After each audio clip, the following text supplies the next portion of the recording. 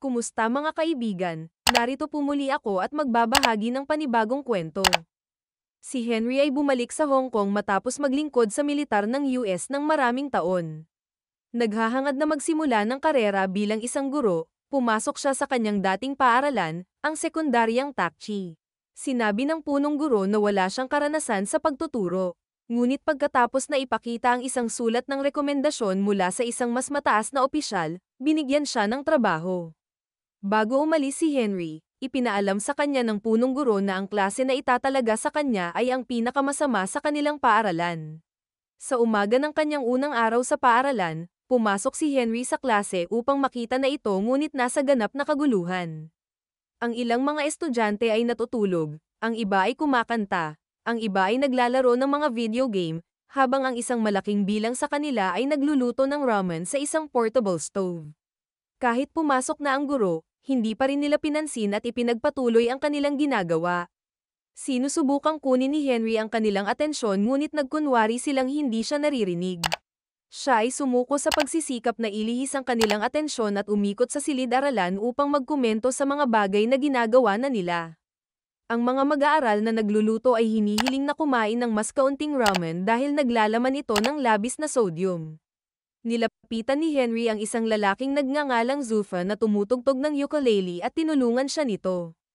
Katulad nito, binabalaan niya ang isang batang gamer laban sa radiation na maaaring matanggap niya mula sa pagtitig sa screen buong araw. Nang sa wakas ay nagsimulang makinig sa kanya ang mga estudyante, ipinakilala niya ang kanyang sarili at isinulat ang kanyang pangalan at numero ng telepono sa pisara. Ang nagtitipon sa isang silid upang manigarilyo. Ang pinuno ng grupo ay si Jack, may crush sa isang A-grade na estudyante mula sa ibang klase. Nakita ng iba na nakatitig siya sa picture niya at pinagtatawanan siya. May rivalry ang grupo sa mga mayayaman at spoiled na bata mula sa basketball team ng paaralan. Pumasok sila sa supply room at kinukutya si Jack gaya ng dati dahil mahirap siya. Mamaya, ang basketball team ay nagsasanay habang pinapanood sila ni Jack at ng grupo mula sa malapit. Inihulog ni Jack ang isang bote sa court na naging sanhi ng pagkatomba ng pinuno ng pangkat. Nagtawanan ng grupo ngunit binigyan ng detention ng English teacher ng paaralan na si Miss Liang. Para maiwasan ang pagkakakulong, pinaglalaroan siya ng mga ito at tumakas. Sa ibang lugar, ang punong guro ng paaralan ay nababagabag dahil ang lupon ng edukasyon ay nagbabalak na ibawas ang 20% ng kanilang taunang pondo. Dumating ang mga tao mula sa board upang maglibot sa paaralan upang suriin kung saan ginagamit ang pondo. Kasabay nito, pumasok si Henry sa silid-aralan kung saan nag-set up ang mga estudyante ng isang balde ng tubig para prank siya. Ngunit ang kanyang mga reflexes ay gumagana ng mas mabilis kaya pagbagsak na balde nagagawa niyang itulak ito palayo. Gulat na gulat ang mga estudyanteng kanina pa naghihintay sa kanya. Ang bawat isa ay nagsimulang kumatok sa kanilang mesa na humihiling na dapat din silang lumaktaw sa klase. Binigyan niya silang lahat ng tig-isang sigarilyo at hinihiling sa kanila na suriin ito. Alam ni Henry na kung babanggitin lang niya ang epekto nito sa kanilang kalusugan, hindi nila ito seseryosohin. Kaya sa halip, tinanong niya sila tungkol sa mga kinalabasan ng paghit-hit ng sigarilyo at ipinaliwanag kung paano nabubuo ang tar sa kanilang mga baga. Sa unang pagkakataon, binibigyang pansin nila ang guro at talagang interesadong makinig. Matapos tumunog ang bell, hiniling niya sa kanila na ibalik ang mga sigarilyo agad naman silang sumang-ayon. Sa araw na iyon sa cafeteria, pinatid ng kapitan ng basketball team ang isa sa kaibigan ni Jack na si Bruce sa paa. Nagdulot ito ng pagtatalo sa pagitan ng mga grupo na uwi sa away. Naghahagis sila ng pagkain sa isa't isa, at nasira ang lugar. Nang maglaon, ipinaalam kay Henry na 5 estudyante mula sa kanyang klase ang pansamantalang sinuspinde dahil sa pagsisimula ng away. Natagpuan ni Henry si Jack na nakikipaglaban sa kanyang kalaban sa pasilyo at pinatigil sila. Inakusahan ni Jack ang paaralan na hindi patas dahil ang mga mayayamang bata ay walang parusa. Sa araw na iyon pagkatapos ng klase, sinuri ni Henry ang file ng 5 estudyante upang malaman ang tungkol sa kanila. Ang unang lalaki ay pinangalanang Zufa, anak ng isang Pakistani na imigrante, palaging nadidiskrimina dahil sa kanyang lahi. Madalas siyang akusahan ng pagnanakaw ng mga pulis sa kanyang lugar. Ang tanging hiling ni Zufa sa kanyang buhay ay maging isang music hero. Ang pangalawang estudyante ay isang babae na nagngangalang Denen. Siya ay isang pagkabigo sa kanyang ama, mula nang siya ay ipinanganak, dahil siya ay isang babae ang nais ng ama ay lalaki. Sa buong buhay niya, sinikap ni Denen na makuha ang atensyon ng kanyang ama. Ginupit pa niya ang kanyang buhok ng maikli, naglaro ng kotse upang magpanggap na isang lalaki. Gayunpaman, ang kanyang ama ay hindi siya pinapansin, habang tinatrato niya ang kanyang nakababatang kapatid na parang isang prinsipe. Tapos, ang magkapatid na Bruce at Chris, ang kanilang ina sumama sa isang lalaki noong sila ay mga bata pa lamang, na naging sanhi ng kanilang ama sa pagiging lasenggero. Ang magkapatid ay umaasa lamang sa isa't isa habang lumalaki. Nahumaling si Bruce sa mga video game para makatakas sa realidad, habang si Chris ay nagtrabaho ng husto sa isang grocery store para kumita ng pera para sa kanila. Sa wakas, walang mahanap na impormasyon si Henry tungkol sa background ng pamilya ni Jack. Si Jack ay nagtatrabaho sa isang restaurant bilang isang waiter.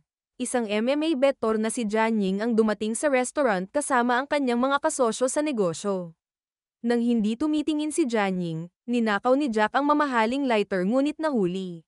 Binugbog siya ng mga tauhan ni Jianying habang tinitingnan niya ang ID ni Jack. Matapos malaman na siya ay isang mag-aaral, binigyan niya ng pera at inalok siya ng trabaho, bilang kanilang tagapaghatid ng pagkain. Sa ibang lugar, binisita ni Henry ang tahanan ni Zufa at nakita siyang tumatakas sa kanyang ama at sa kanyang mga kasama matapos magnakaw ng tiket. Tinulungan siya noong una, ngunit nang malaman niya kung bakit siya hinahabol, kinampihan niya ang ama. Pumunta sila ni Zufa sa tulay para tumambay. Para ma-motivate si Zufa na gawin ang anumang gusto niya, kumanta si Henry kasama ang isang banda na nagpe-perform sa mga lansangan. Makalipas ang ilang segundo, sumama sa kanya si Zufa at kumanta sa harap ng mga tao sa unang pagkakataon, matapos mabuli sa paaralan ilang taon na ang nakalipas.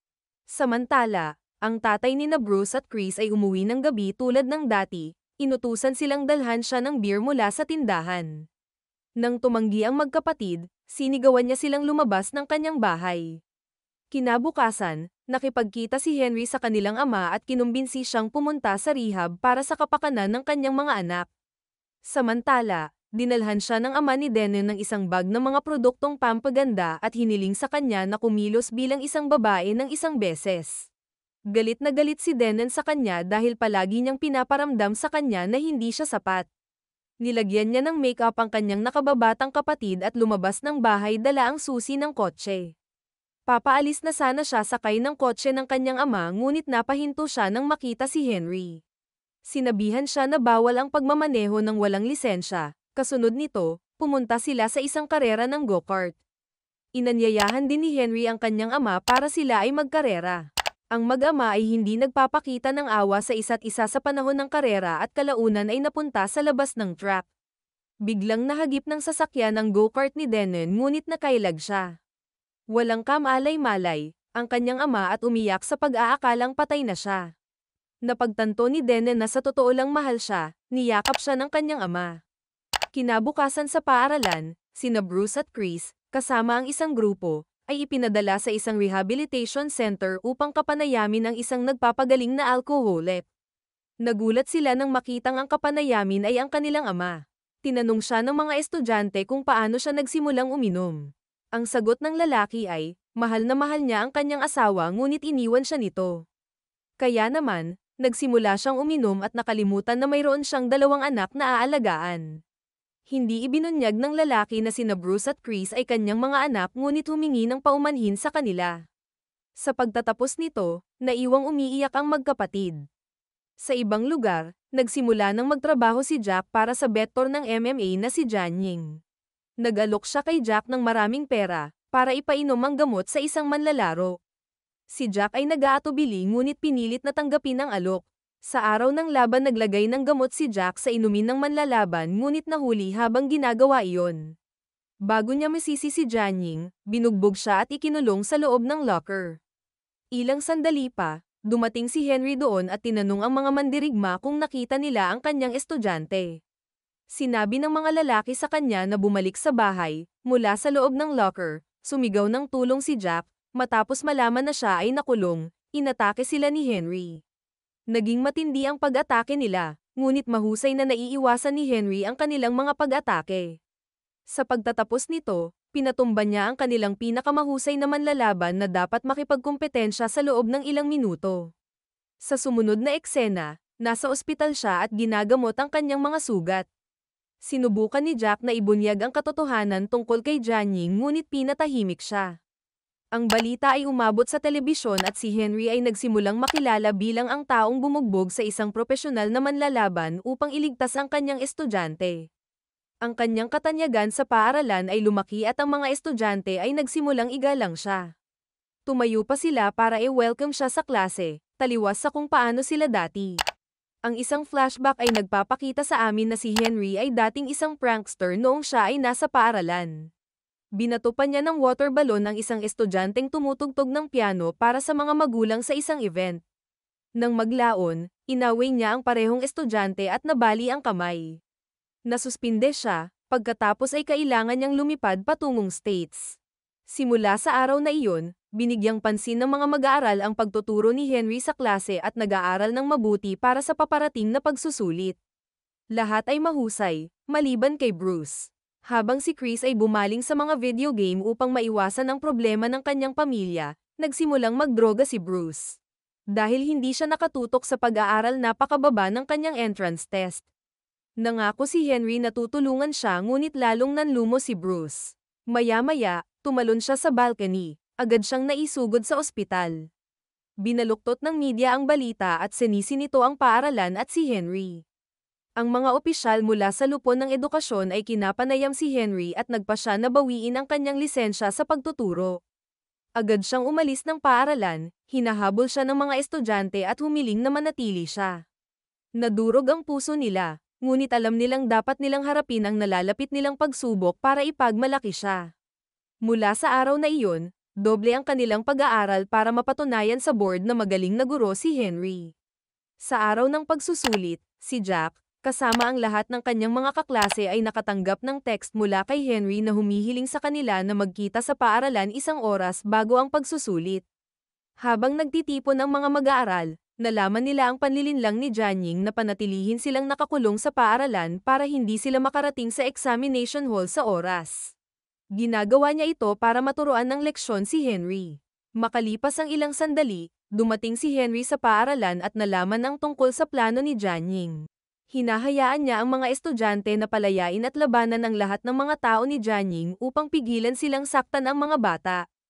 Tumakas sila at mabilis na pumunta sa bulwagan ng eksaminasyon habang nilalabanan ni Henry si Jianying. Habang nag-aaway sila ng one-on-one. Isiniwalat ni Jianying na siya ang taong binato ni Henry ng water balloon noong siya ay maliit pa. Mula nang mabali ang braso niya, hindi na siya nakasali sa isang malaking kompetisyon sa musika. Mula nang mangyari ang insidente, hindi na siya humipo ng piano at sinisi si Henry sa pagsira sa kanyang pangarap. Sinubukan ni Henry na mga tuwiran sa kanya ngunit inatake siyang muli at humawak ng kutsilyo. Sa wakas, naaga ni Henry ang patalim, papatayin na niya ngunit hindi niya ginawa. Humingi siya ng tawad sa kanyang ginawa noong siya ay maliit pa at umalis. Dumating ang mga mag-aaral sa bulwagan ng pagsusulit sa tamang oras para kumpletuhin ang pagsusulit. Pagkalipas ng ilang linggo, lahat sila ay pumasa. Si Jianying ay nagsimulang tumugtog muli ng piano ngunit marami pang dapat gawin bago siya maging kasing galing ng dati. Mabilis na gumaling si Bruce at nangakong dadalo sa pagsusulit sa pasukan sa susunod na taon. Natuwa din ang principal dahil nagpa siya ang board na bigyan sila ng 20% bonus fund dahil napakahusay ng kanilang mga estudyante sa entrance test. Bumalik si Henry sa pagtuturo at ginawa ang fire sprinkle trick sa isa pang batch ng mga estudyante. Mag-subscribe para sa higit pang mga video na tulad nito, at huwag kalimutan mag-like, comment, share at i-on ang notification bell para matulungan ang aming channel. Hanggang sa muli, salamat!